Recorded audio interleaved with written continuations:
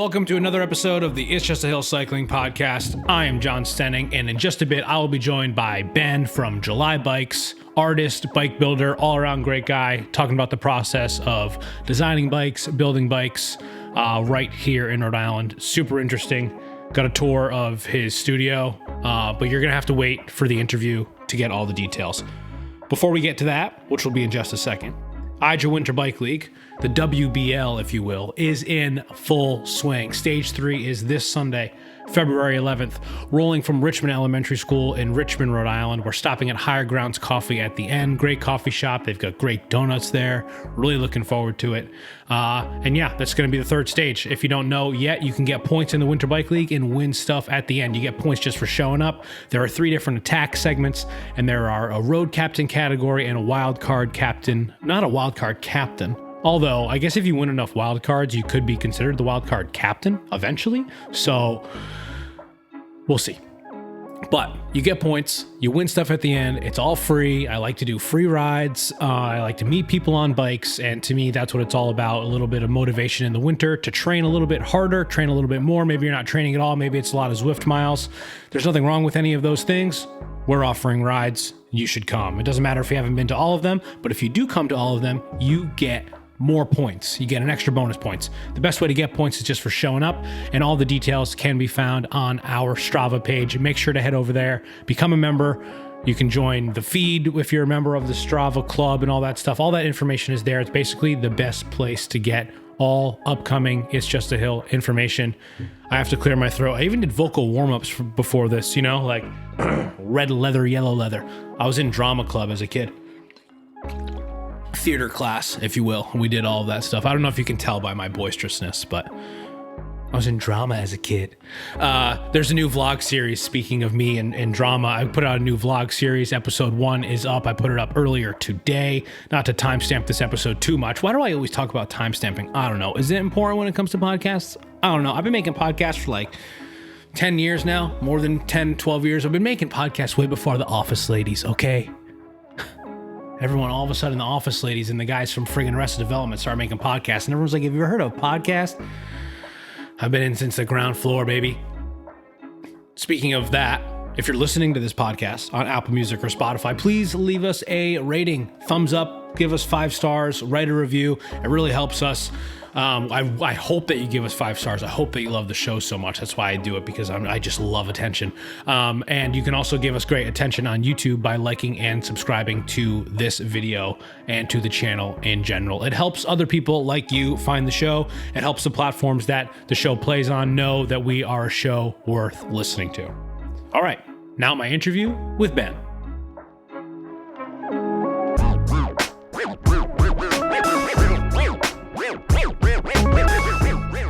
Hello and welcome to the podcast, Ben Jurgensen. Hello, Ben. Welcome and thank you for coming. Yeah, thank you. So Ben, we had an intro at the beginning of the show that I sort of did on my own. I, was telling people that you're an artist, you're a bike builder. We're going to get into sort of the more detailed stuff but when I interview people for the show, I like to ask them about like where their bike journey started, right? So I mean, talking to someone that makes bikes, I think it's probably pretty obvious that you have some interest in bikes. Do you remember when that started? Do you remember when you first learned how to ride a bike? Yeah, sure. First learned how to ride a bike in the apartment complex I lived in when I was growing up. I grew up in Richmond, Virginia. There was like a kind of like an auxiliary parking lot. Yeah. And my dad would take me out there and, practice without finally got the training wheels off. Yeah. And would ride around the neighborhood or whatever. Yeah.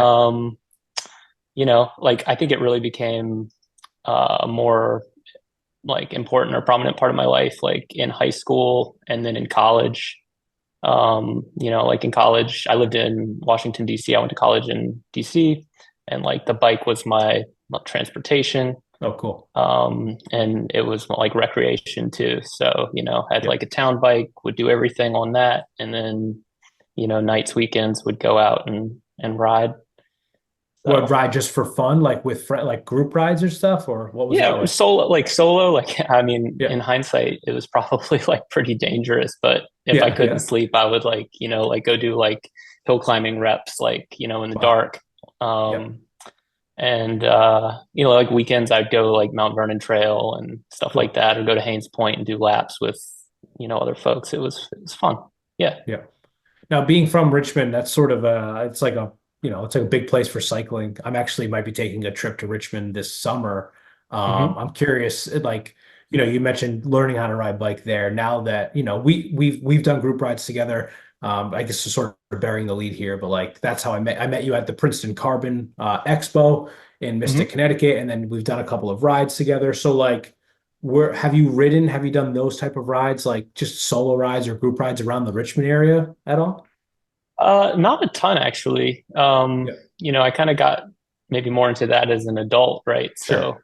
Yeah. um, the cool thing about Richmond's like changing a lot. It's changed a lot since I grew up there, and they've really made a big push with cycling. So going back, I always bring a bike. My parents still live there, Cool. and they put in a lot of like bike lanes. They do a like a crit there, I think yearly, and so Yep. there's a lot more infrastructure there, and there's a real cycling culture there.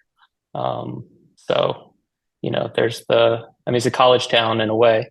VCU is Yeah. kind of Yeah. taking over downtown. So there's a lot of young people there, a lot of cycling. Yeah, yeah, yeah. Yeah. So you mentioned going to school in the DC area. Did you go to art school there? I did. So I went to the Corcoran College of Art and Design. It was a little museum school, Yep. kind of in the basement of the Corcoran Gallery. Okay. It doesn't exist anymore. It's part of George Washington University now. They kind of subsumed it Yep. as a college. And then I went there for fine arts. Okay. So studied fine art.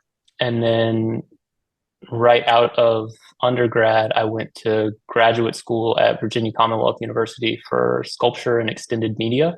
Okay. So What is again, studying fine extended? What's arts. extended media? Okay. Yeah. Yeah. So like, like sculpture, it's funny. I always like joke. It's like kind of like, it's a catch-all, right? Yeah. Maybe that's not, yeah, it's or like a gutter. Everything Yeah. can kind of be contained within sculpture. Yeah. So the extended media part of it was really like at the time a lot of like kinetic imaging, moving image, Okay. installation art, video, sounds, maybe some Yeah. physical computing, Yeah. digital fabrication, that kind of stuff you don't think about when you think about traditional sculpture. Now you're studying fine art both undergrad and in graduate school, but are you Mhm. also like practically making art as part of these programs, or is it just something that you're doing in your free time? Is it both? Definitely, yeah. So both of those programs were really studio-based programs. So the majority of my time in undergrad and grad school was in the studio making work, right? So big blocks of time, both skill building, so you'd learn how to do things, and then you would uh, output something of your own design Yeah. creation with those Yeah. skills. And then in graduate school, less so, more kind of seminar based kind of education, and then a lot of time in the studio.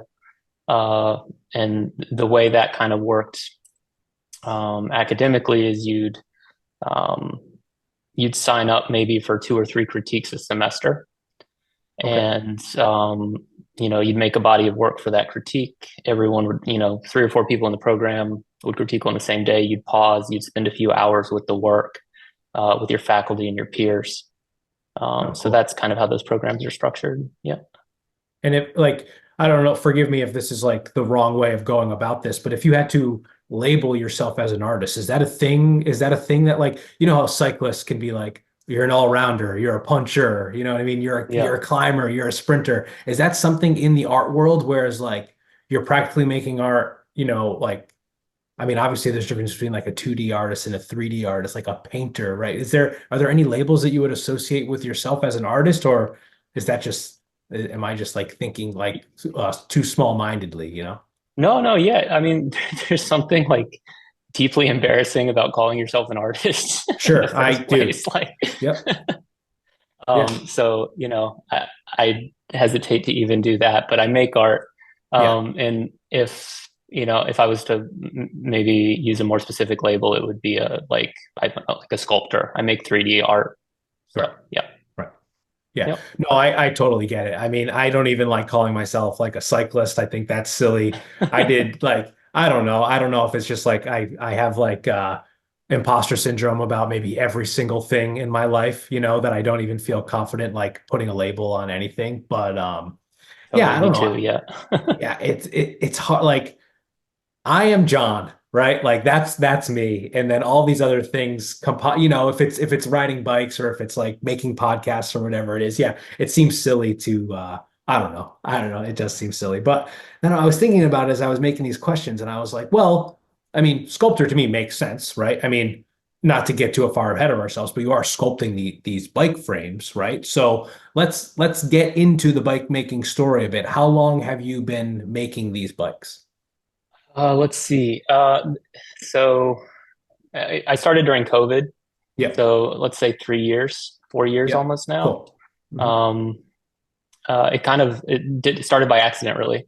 Yep.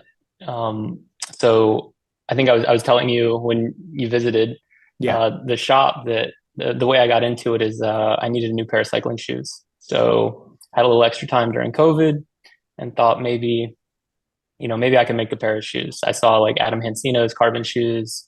So I made a mold of my foot and then a plaster cast, and I 3D scanned that with a 3D scanner, made a 3D printed last, and then did a carbon layup on it to make a pair of cycling shoes. And Yeah. I So got cool. really into the process. Like I'd never really worked with carbon. I'd worked with composites, but just like Mhm. fiberglass and skinning sculptures and stuff like that.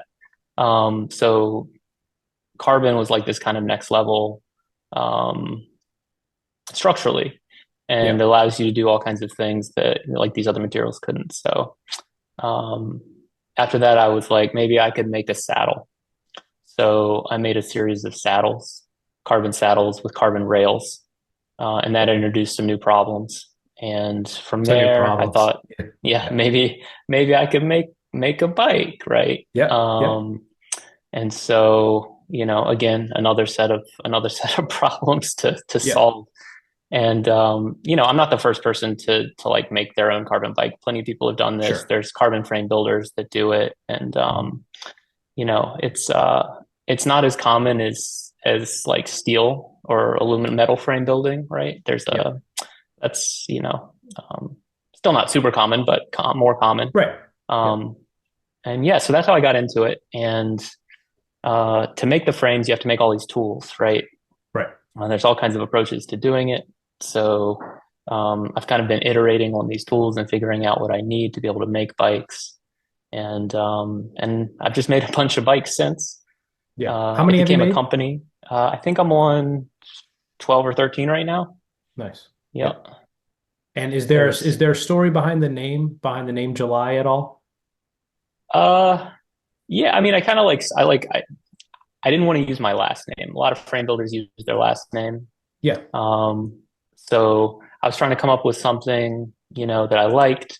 I actually started, I think, like the frame in July. Okay. So like maybe that was just top of mind. But Sure. so there's the J Association. I started the project then. The month of July, like the tour is on. So like Yep. people are thinking about cycling. I have Yep. positive associations. It's kind of like a vibe, I guess. Yeah, I mean, I So love it. It yeah. sounds legit. July bikes, Yeah. like Yeah. ride July July. bicycles, ride July. Yeah. Like, I don't know. Yeah. Yeah, it sounds great. Yeah. Yeah.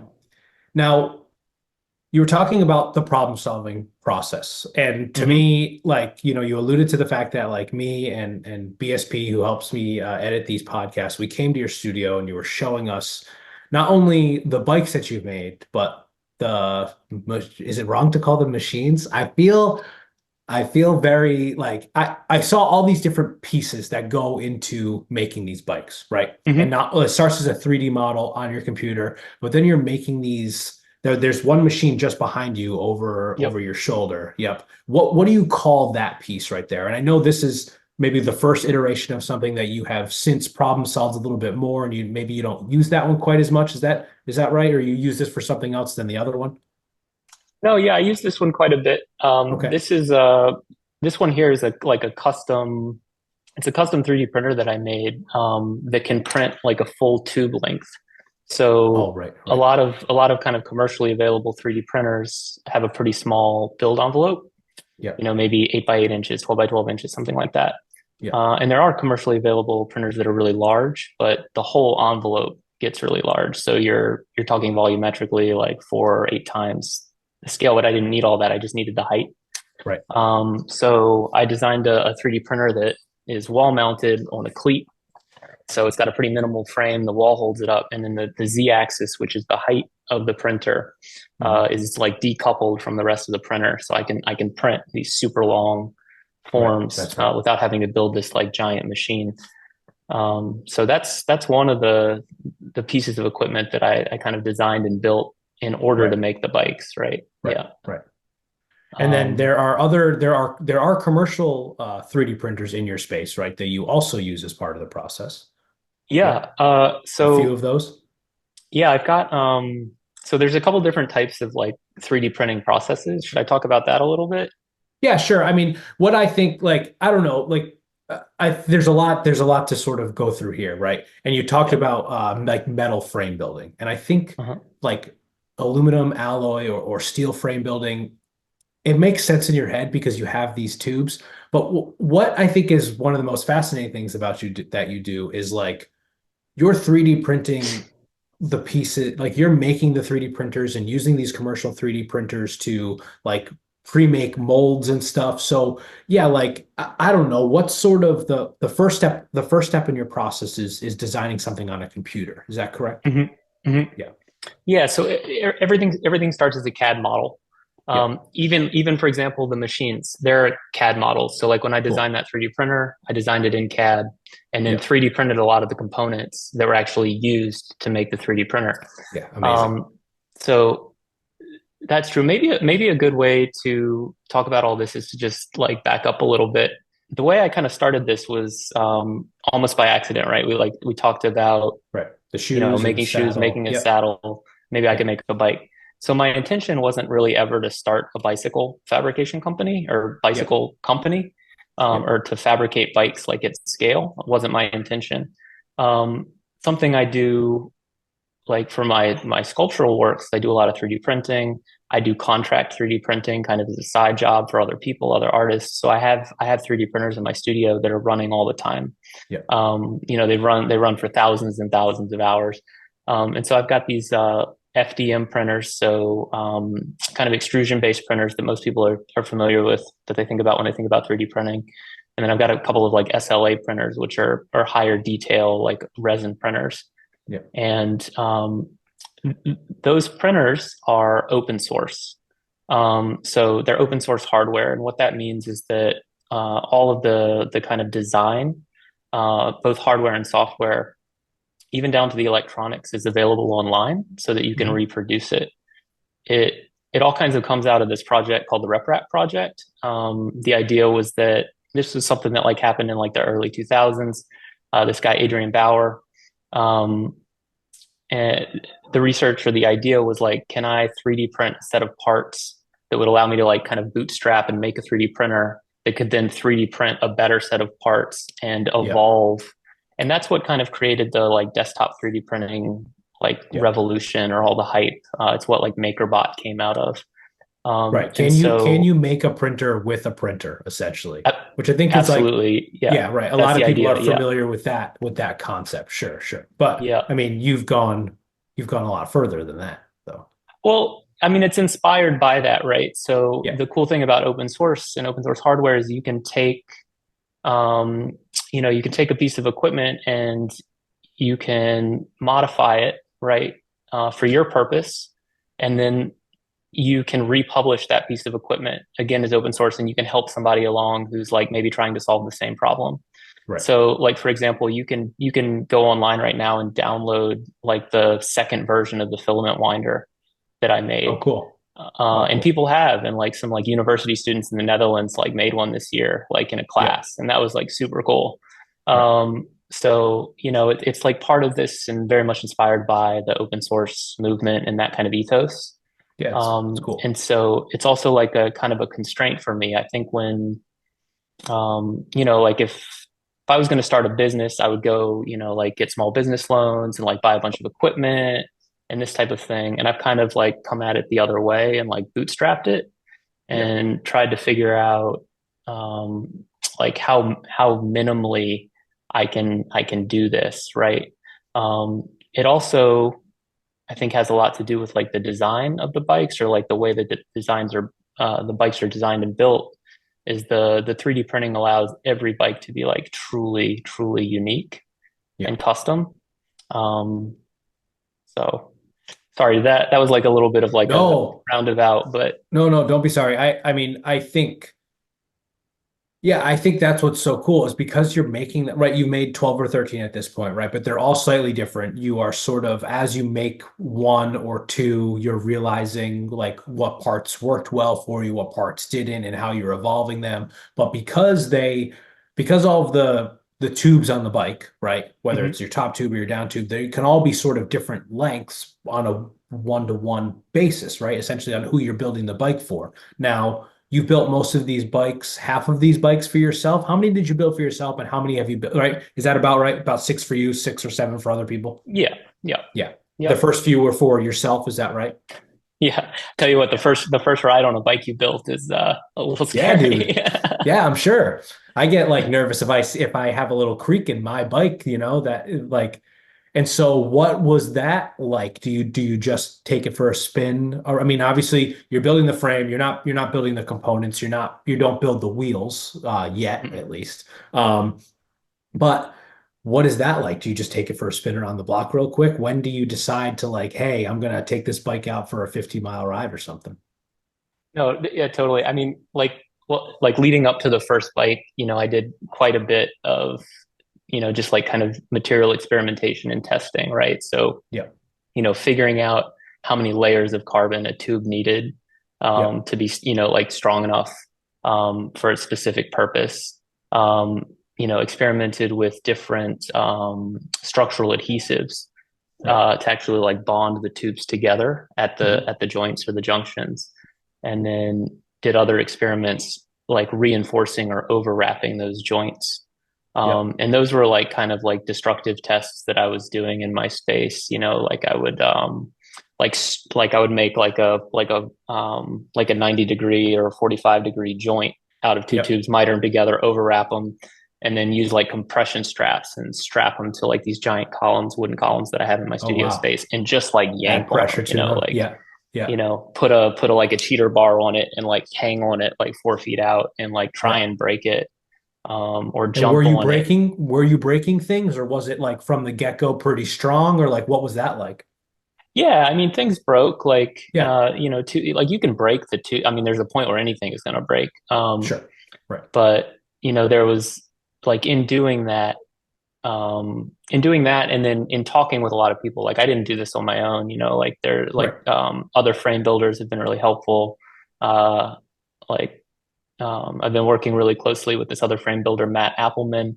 Mhm. He's a composites engineer, builds beautiful frames and makes cranks, and he's just been like really generous and like helped me through a lot of like these problems. Um, and so yeah, so like I've started to get kind of more and more uh, like confident um, in the way that I'm building the frames. I should also say that like I'm not trying to shave every gram off the frame. Sure. Right. They're very Yeah, I think much a lot of overbuilt. yeah, I Uh, mean a lot of people think carbon and they just think it's light, right? And that isn't always the case, right? And now yeah. you're saying they're overbuilt, meaning you're overwrapping those joints to make sure that they're strong enough? Not only that, but like the joints are all overwrapped and reinforced, but the Yeah, tubes are probably considerably thicker than like a tube on like a manufactured bike. gotcha. Um, Yeah. Just more and layers, the more. more Yeah. layers, more hoop strength, Yeah. things like that, so that they could both take an impact, and just they're stronger Right. because there's more material there. Right. And you can still make you can still very easily make a frame that's, like plus minus 100 grams around a kilo. Yeah. So, um, Yeah, I mean, your bikes are not heavy. When we were there, you took one off the stand that still like had extra like epoxy on it or, adhesive on it. And mhm. it was insane. It was very light. It might not be Athos light, but it's Yeah, certainly It certainly isn't like this steel frame sitting behind me. Right. It's not that at all. And so that like I guess you come to this process from like an art background, right? Mhm. And so like you are you showed us some of your just like 3D sculpture art that was in the studio. I'm sure that predates you making bikes, right? So like how is that approach to designing and sculpting a bike? Like how is it just another is it just another type of sculpture, or is it like drastically different than the way that you would approach things? I'm sure the strength has a lot to do with it, right? Because, some art, sits places and is just viewed, Mhm. right? And then people take it in and appreciate it for that. But this, while I very much think it's art, people are, putting pressure into it. So how is that process the same and how is that process different? Is it really just like the strength behind it, the integrity, like the structural integrity of the piece? Yeah, I mean, like I definitely come at them sculpturally, and Yeah. if I'm being completely honest, like my interest in frame building is probably like leans um more aesthetic than it does performance.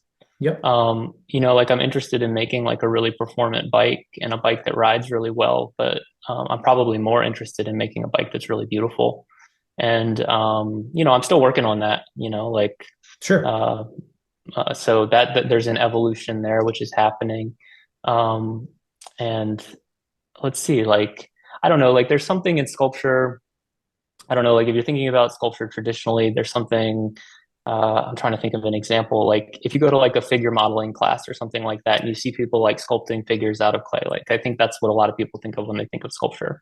Sure. Um, what's happening there is you build an armature, right? So you'll build like a steel or a wire armature, and then you'll build up kind of a form, and then there'll be like a surface created by that form. Something that's like really interesting about working with carbon and building frames and bikes is that like there is no armature, so like the Right. surface is like it, I mean, this is a stretch. Like I'm kind of like being squishy with the terms here, but like the surface of the object becomes its structure, Right. and it's like it's so thin. It's not like infinitely thin, but it's like very similar to the way that I model them in 3D space. So I use like surface modeling applications and I'm like, lofting these surfaces to make the tubes in that. And then in a way that becomes the bike when it's translated into carbon. You're Right. looking at something that's like a millimeter, 2 millimeters thick, and it's like just a surface. Right. And then that becomes this thing that like you descend on at 60 miles an hour. Yeah. So it's like you have to make sure it's right. Like Right. I definitely like am, I'm so careful, so much more careful than I would be with like a sculpture, right? Sure. Um, Right. Yeah, in I think that's terms of interesting. making, Like yeah. a sculpture has a skeleton to it, essentially. Yeah, And most do, not all, but like, yeah, yeah, right. yeah, yeah, Right. yeah, But this is hollow on the inside and yeah. arguably is taking more of a, you know, taking more pressure than something that, sits in a museum or like sits, at a town hall or somewhere. You know what I mean? I'm not trying to like minimize art by any means, but like it is a very different it and not to say like there are other types of have you ever like dealt with practical art before? Have you ever made anything that was like practical for people to use as opposed to like, just looking at and taking in and appreciating for just the way that it makes them feel? I mean, not like professionally really, but like, like I make furniture and things like Yep. that. Okay. And, Cool. I think like all artists kind of want to be designers and all Yep. designers kind of want to be artists. So there's always like, Is that a thing? Is that like a thing in the yeah, art world? definitely. Yeah. There's Uh, I work in video and it's like those who can't direct produce. That's like a thing that people say. Yeah, totally. that's interesting. Yeah, But I mean, I think, yeah, yeah, sorry, go ahead. no, please. But so how long does it take you to make a bike? I guess how long did it take you to make the first bike? That seems like it's a hard question. I don't, Because who knows like when did you start? You started from age 3 when you first saw a bicycle. How long does it take you to make a bike these days? I mean, I honestly don't know the answer to that question. Yep. Like I've never like actually timed out the hours, but Yep. the bike you saw when you stopped over, Yep. I had started working on that maybe like the 5th or 6th of January, And when Yep. I say I started working on it, like I literally like opened up a CAD file and started modeling it. Yeah. New And file. Yep.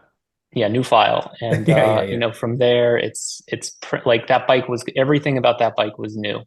So like there's not a single shared part in that frame that you saw from any other frame I've made before. So every tube Wow. shape is new. Yep. Like the dropouts are different, the yokes are all different. So um, like I finished that bike in about a month. Yeah. And that's not like full time. Sure. Um, This is not your full-time job. You have a lot of other things going on in your life. Yeah. yeah. So, Yeah. but it's a lot of hours. Like I think like I don't know, it'd probably take me a week or two at Yeah. least to make a bike. Yeah. And that's if I was making like like the same bike over and over again. A Right. lot of that is like curing, right? Like Sure. like I Takes cure time. these parts in the oven. They cure for 4 hours at a time. Like Yeah. it just takes time. It's not all my time. Yeah. Right. Right. Now, one thing that, when you were explaining the process to us, something that I thought was interesting and I never really considered before. People think carbon bikes, at least me, and I was like, oh, it's made of carbon, right? Hmm. Like, but there's this epoxy that's also involved. Right. And can you explain that a little bit? Like, it's not just carbon. These filaments are being wound. What you have is you have like these rolls of filament or thread essentially, but that it's carbon thread, and it's Hmm. being put through um, this machine. And as it's fed onto the lathe machine, right? That's what it is. It's the lathe, right? Yeah. Winder. It's like a Winder. lathe. Yep. It's like Yep. a lathe. Yep. Yep. There's an epoxy that's applied to it. Now, how much is that epoxy providing for the strength, or is it really just helping tie things together? It seems like it's a very important part of the process. And, I think most people, laymen like myself, is like, oh, it's just made of carbon. But like, Hmm. there's other things that go into it than just carbon alone. It's not just carbon. Totally. So like when you think of like a carbon bike, it's actually so like it's carbon fiber, you call it carbon fiber, whatever. It's a composite material, right? Yeah. So in any composite material, you're taking the properties of, two or more materials and you're combining those properties to create, something else, right? So like a classic example of this is like plywood. Okay. So if you like look at a sheet of plywood, it's not just wood, it's wood and glue, right? And so Right. you're taking all these veneer layers and you're orienting them in different directions to like stabilize that material. Right. And carbon fiber is exactly the same. So when you're making like a carbon fiber bike, a composite bike, you're bonding these layers of fiber together Right. using an epoxy resin. And like the type of epoxy that you use and the type of carbon you use are really going to affect your outcome. Yeah. So when you look at like carbon fiber bikes, or like marketing material for carbon fiber bikes, you'll see like ultra high modulus carbon or something like that. So it's like Yeah. the stiffest, strongest carbon you can get, or Yeah. and there's everything from like standard to intermediate, et cetera, et cetera. And same is true for resin systems. So there's Okay. different resin systems that are like more or less like strong, stable to different temperatures, things like that. And so you're taking the properties of those two things and you're combining them and you're actually making something useful. The dry carbon fiber on its own, like carbon fiber is strong because it doesn't want to stretch, can't stretch it. Yeah. Yeah. So you bond those things in different orientations together and you end up with a part that's like incredibly strong. Right. But on its own, it's just like thread. It's fiber. It's nothing. Right. And so you need the properties of the epoxy, the adhesive, to gain that To bond it strength, together, essentially, to right? bond it together. And that's Yeah. what's happening with the tubes. Like I use a filament winder. So it's this machine that like orients carbon in different orientations, or like around a tube or a mandrel, and those become the main tubes of the bike. And so different tubes like have to take different forces. So like a tube that has to take like a twisting force, there'll be more layers that are at like a 45-degree angle to kind of counteract that.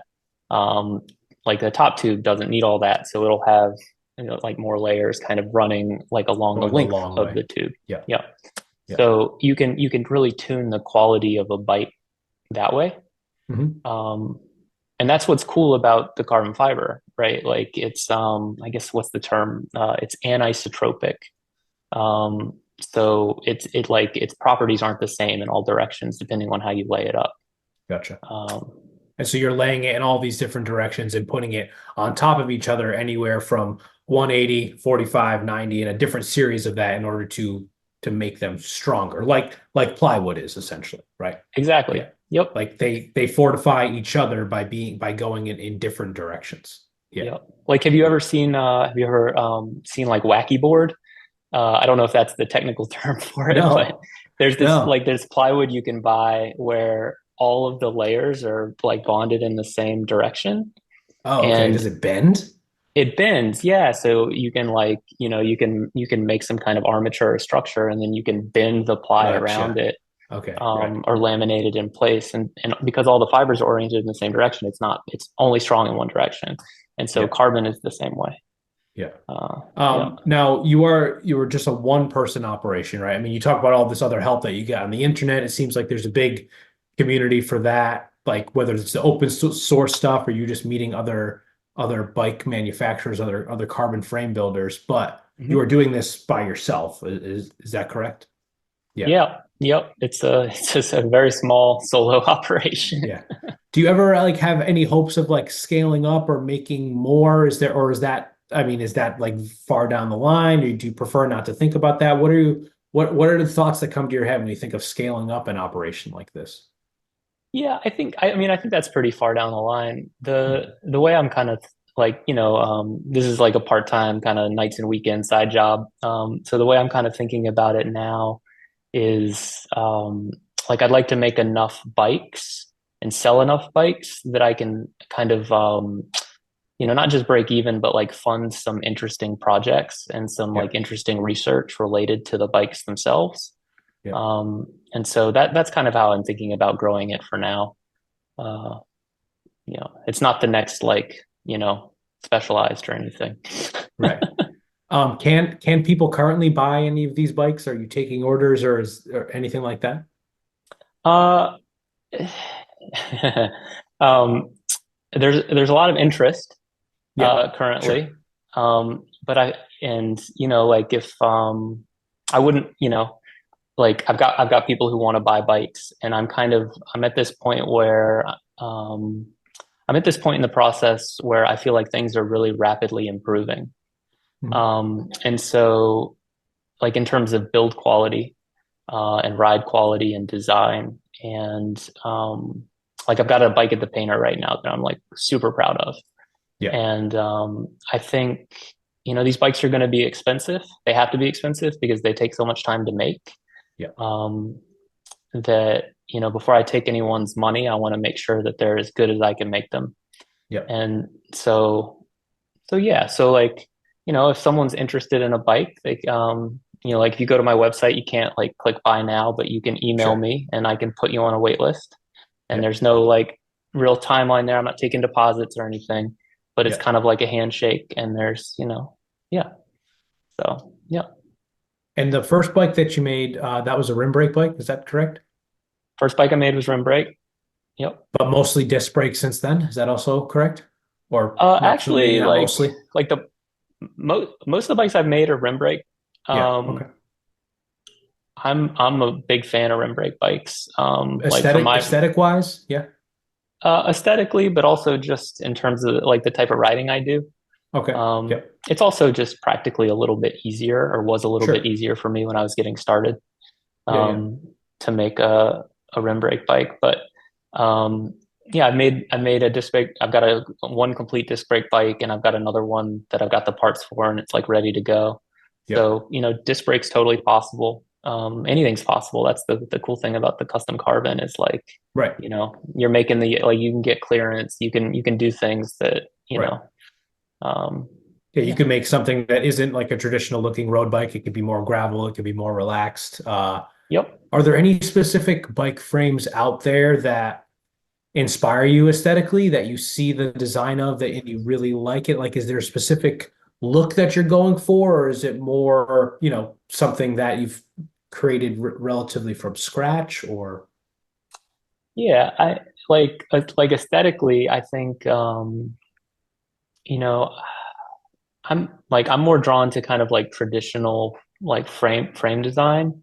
yeah, Um, and I mean, you could say traditional frame design or whatever, and you could think like, I mean, that means different things to different people, but like the bikes I'm making aren't like outrageous looking, right? Like, No, no, they're very, to me, they're very classic. They're very sleek looking, maybe almost, I classic wouldn't, is a better word. yeah, Yeah. classic. Like, I don't want to say minimalistic, but there are a lot of bikes with, let's say, gimmicks these days, right? Yep. This frame does not seem to have any, like, it's not leaning into not having like a part underneath the seat stay, you know what I mean? Or like underneath the seat tube, like those new Trek bikes, right? It's not Hmm. doing something like that. But yeah, like when you think, like, is there a bike that really stands out to you? Like that you're like, oh wow, that bike is beautiful. I want to make a bike that reminds me of like that type of style. Yeah, I mean, I mean, you mentioned like the Athos earlier.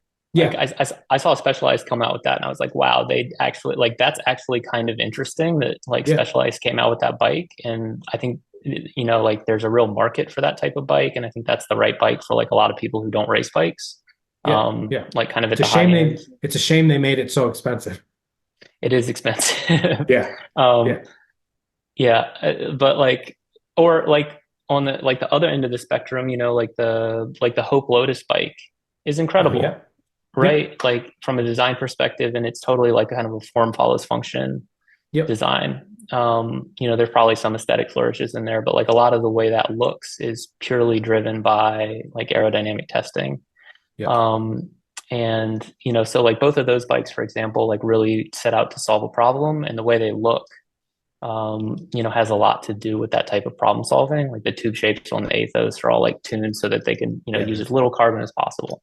yeah. Yeah. And then on the Hope Lotus bike, it's like as aero as possible, Right. right? And like I look at those things, and I don't know, I'm really taken with them.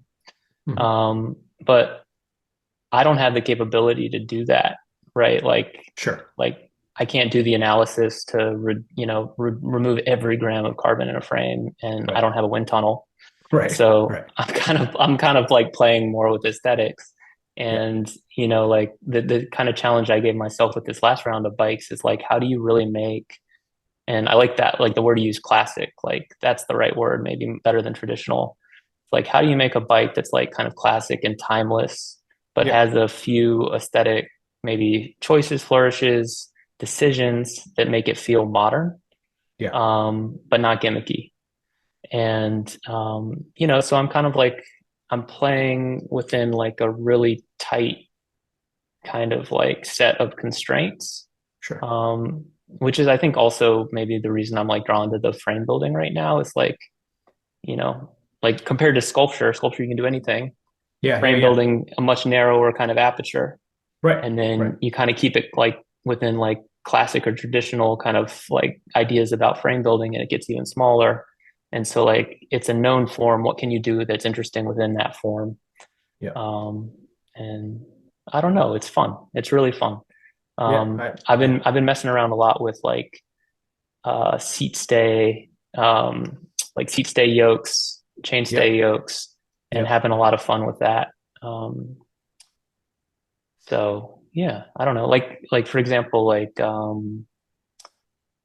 if you go to like my website or Instagram account, there's a green, like a kind of a like an olive green bike, forest Yep. green. I don't know what color green it is. It's like the Yeah. color of my hat.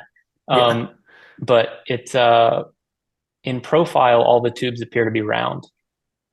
Yep. So like if you look at it from the side, all the tubes are round. And it's a Yep. compact geometry, so it's not like traditional in that way, but like all the tubes are round. And then you kind of Yep. move around the bike, you look at it from three quarters, you're riding in a group with someone like on this bike, and it starts to very much look modern from the back in like kind of a Yep. three quarters view. Yep. And that's something I was thinking about. Like that's the very kind of like sculptural approach to like making this object, is like encouraging someone to move around it. Look Um, at it from different directions. Yeah. That's Look at it neat. from different directions, and also like I'm really trying to think about how you see a bike when like you're riding it, or when someone is like next Sure. to you riding a bike. Yeah. Yeah. Yeah. um because you look at bikes and you look at them like on a white background, like in a Yeah. photo booth, and like that's not how you actually see a bike ever. No. No, you're right. So I'm really kind of thinking about how it's ridden, how it looks when it's ridden. um I don't know. Do any of the other components of a bike inspire you to make things one way or the other, like whether it's a set of wheels or like a group set or um I don't know, like do you take those things into consideration when you're designing the bike? I mean, other than like rim brake or disc brake, right? Or like even something as simple as like one by or two by, but like, are you seeing a frame and you're saying like, oh, this is gonna look great with Campy on it, or this is gonna look everything will look great with Campy on it, but is this gonna look That's better with true. Shimano on it? Do you know what I mean? Like, is there any of that? Like, Totally. yeah. And I think like I would very much like to I think well something we talked about when you were at the shop or the studio was this idea of like selling editions of bikes. Yes. So, maybe every year, twice a year, I would release like an edition, and it would be kind of a fully realized bike. It wouldn't just be a frame set. It would be a bike, a set of components, a paint job, um, all of these things very much complementing each other, and all of Yeah. these things very much like a single idea, right? Right. Right. Um, and then, if someone was interested in that bike, I could make it custom fit for them. Right. And that's kind of how it would work. And so, to actually answer your question, absolutely, I'm thinking about all of the components. Yeah. Thinking everything through, or trying to think everything through before I actually like start building the frame. Right. Um, and in a way, it's like kind of debilitating. Like you're like Sure. picking out components for the bike, and there's an infinite There's no number of bike. options. Yeah. Right. Yeah. Right. Right. Yeah. Yeah. Sorry, did that answer your question? Yeah. No, Yeah. no, it totally did. And like it wasn't something I thought to ask when we were there the other day, but I look at bikes all the time. I'm looking at Facebook Marketplace all the time. I'm staring at my own bikes at home. I'm looking at stuff on Mhm. Pink Bike. Some bikes gel better than others, Yep. whether it's a wheel set or a group set or a saddle and I'm not just talking about like you said, pictures on a white background where the cranks are, straight and you're in the big ring in the front and the little ring on the back. That's not the stuff I'm talking about. It's Mhm. like some bikes look better with Campy, some bikes look better with SRAM, and I think I love to ride bikes, but I also like love to look at bikes, and I'm fascinated by different eras of bikes, whether it be steel bikes or whether it be wild aero type of bikes that are like more and more popular. Actually, I feel like aero bikes were really popular like 5 years ago, and now all these companies have like these do-it-all bikes. Like Right. Specialized has the SL7 that like is aero and it can climb.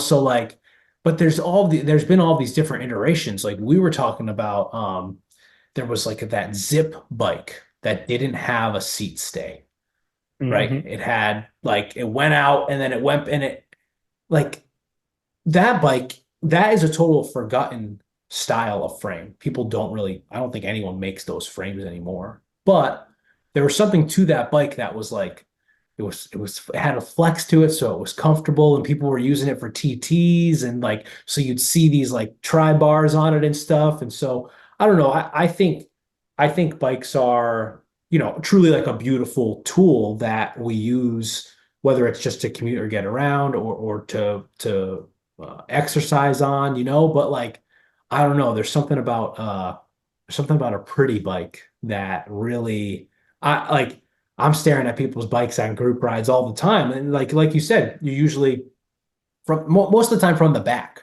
right? Like Hmm. because you're not really like turning around that much and seeing a bike from the front. You're riding with someone on the side, you're going to see the bike from the side, whether it's drive side or non-drive side, but you're seeing bikes from the back. You're seeing like the way that like a saddle is on a bike. Have you thought about making any more saddles or making any more shoes or anything like that? Like will a sold bike have a saddle made by you on it, or you're gonna grab another saddle and throw it on, or maybe it's up to the rider's choice, the person that buys it.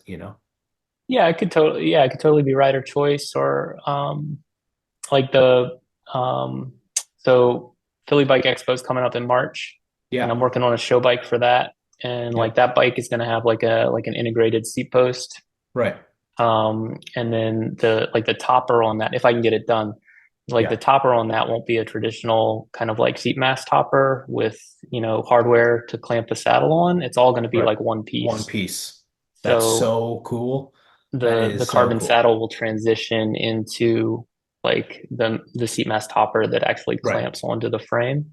Right. Hopefully I can get that done. But to answer your question, yes, absolutely. Like I'm thinking about all those things, the relationship, the proportions Yeah. of everything together, the different eras of component. I like you, I love some of those like crazy like 80s, early 90s like monocoque aeroframes, like the Lotus frame with the like single chainstay, Yes. Yes. Yeah. like those kinds of things. It's wild. Yeah. Um, but would I ever make something like that? I don't know. Sure. Uh, But I mean, but it's like part of the history of the design of bikes, right? And I think it yeah. goes to show that like some bikes, even though the design themselves might be forgotten, but like the Uh-huh. aesthetic isn't forgotten. And it is something that like helped inform the next years and the next years of bikes, like I'm sure a lot was learned from that Lotus bike with only one chainstay. Like maybe what was learned was that we need two chainstays, but like that was part of the process of it. And yeah, that was an absolutely wild time for bikes. Is there a certain era of like bike design? Like we talked about classic bikes a lot. Like, is it just that like classic frame? I feel like bikes were probably mostly the same for about 50 years, and then now they changed quite a bit, I feel like. Um, Yeah. I mean, I think like it's probably just like when I came of age, but when sure. I see, um, I don't know, like a it could be lugged or not, but like a steel frame with Yep. like I don't know what generation it would have been, but like when Campy started doing carbon record, Oh like yeah. like Yes. 9 or 10 speed carbon record on like a Yep. steel frame, everything's like super svelte and Yep. minimal, and it Yep. like that era of bicycle is like perfect in my mind. Yep. Um, Yep. I love all of that. Could you make a bike like that now and have it not look just like a throwback? I don't know. Sure. Right. But that's like those are the bikes I was, I hate this word, but like ogling in the bike shop. Yeah. Yeah. Yeah. Yeah. Yeah. Cool. All right. Well, I feel like we've sort of barely scratched the surface, even though I had a lot of questions answered, and I think it's super interesting what you're doing. And you mentioned Philly Bike Expo. You're going to be there. If anyone's in the area, people can check you out there. I assume you'll have a booth or whatever. I've never been to Philly Bike Expo. I don't know what it's like. Yeah, you should come. It's cool. It's like March 16th and 17th. I think I have the dates Yep. right. So it's a Yep. weekend. So you swing down to Philly Yep. and enjoy that. It's a bunch of frame builders and components manufacturers and Yep. people who make like bicycle related clothing or do Yep. bicycle advocacy. There's all kinds of stuff going on. Cool. And so I'm sharing a booth there with Matt Appleman. Yep. So yeah, you can see the bikes there, or if you're local to Rhode Island, Providence, you know, visitors are always welcome. So Yeah. yeah. Nice. And people can find you on Instagram, right? And send you an email from your website. What's the Instagram is at Ride July. The Instagram's at Ride July and the Yep. website is ridejuly.com. RideJuly.com. Cool. Yep. Well, thank you so much, Ben. Oh, I thank mean, you. honestly, it's fascinating. I truly can't wait to do more with you. Hopefully make some videos in the future. And yeah, maybe I'll take a trip down to Philly and meet all these people and hang around at Philly Bike Expo. I was just talking to someone from Philly. It gets kind of a bad rap a lot. Yeah, I like Philly. It, Philly's great. but Philly is like fun. Philly's like a cool, like there can be fun stuff. Sure, it gets a little rowdy. Um, but It's there's like scrappy. solid food there. It's Yeah. scrappy. Yeah. Have you been there before? Have you ever spent time at the Muter Museum? It's like this weird I oddities have been to the museum. Mutter Museum. The world's largest colon is at the Mutter Museum. Yes, I have been there. I've seen the world's largest colon. It's really cool. Shout out to Philly. Yeah, Philly Bike Yep. Expo. Ben, thank you very much. I Oh, appreciate you thanks for the coming on the invite. Yep. podcast. Yeah, no Yep. problem. Anytime. Talk to you soon. Cool. Thanks, John. Bye.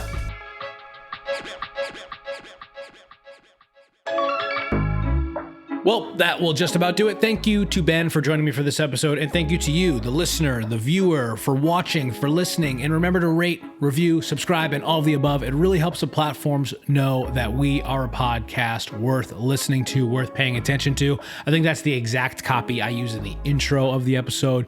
Sometimes I go with what's written down. Sometimes I go with what's off the cuff. You know, you never know with me.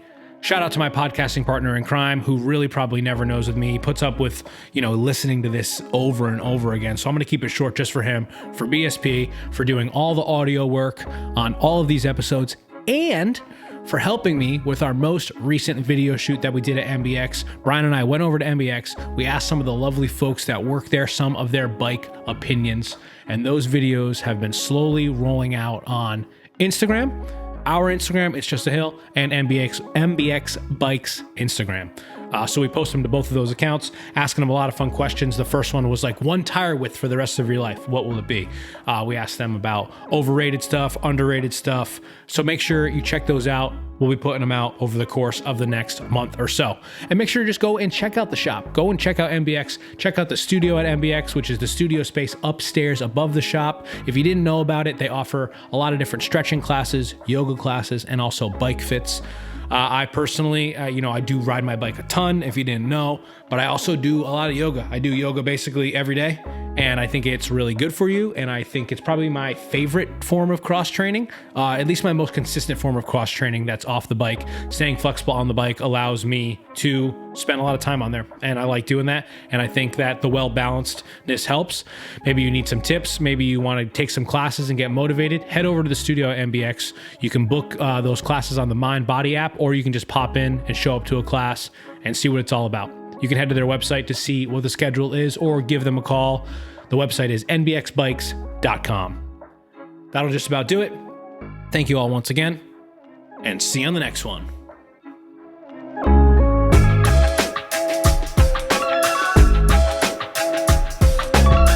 We are It's Just a Hill, a cycling club that promotes inclusion, judgment-free, with no gatekeepers. Focused on creating content from behind the handlebars to in the studio, It's Just a Hill is producing videos and podcasts to spread the message that cycling is for everyone. We are focused on reminding everyone that riding your bike can help you overcome any obstacle, because after all, it's just a hill. Decaf left, regular right. Decaf left, regular right. It's very challenging work.